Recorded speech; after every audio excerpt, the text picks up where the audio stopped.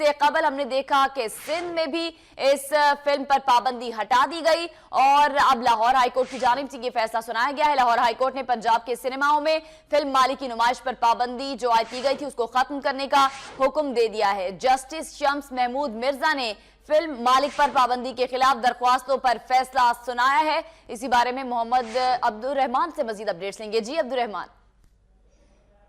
जी, Lahore high court ने film मालिक पर वफाकी हुकूमत की जानिब से पाबंदी का नोटिफिकेशन कलअदम करार देते हुए पंजाब भर के तमाम सिनेमाओं में फिल्म मालिक की नुमाइश की इजाजत दे दी है। लाहौर हाईकोर्ट के जस्टिस शम्स महमूद मिर्जा ने अब से कुछ लम्हात कबल जो है फिल्म मालिक पर पाबंदी के खिलाफ दायर दरख्वास्तों का फैसला सुनाया है। अदालत ने अपने फैसले में कहा है कि वफाकी हुकूमत की जानिब से आयद करदा पाबंदी आइन के आर्टिकल 19 की खिलाफवर्जी है, जबकि अदालत ने अपने फैसले में यह भी कहा है कि 18वीं तरमीम के बाद वफाकी हुकूमत को सूबों के मामलों में मुदाखलत करने का कोई इख्तियार हासिल नहीं।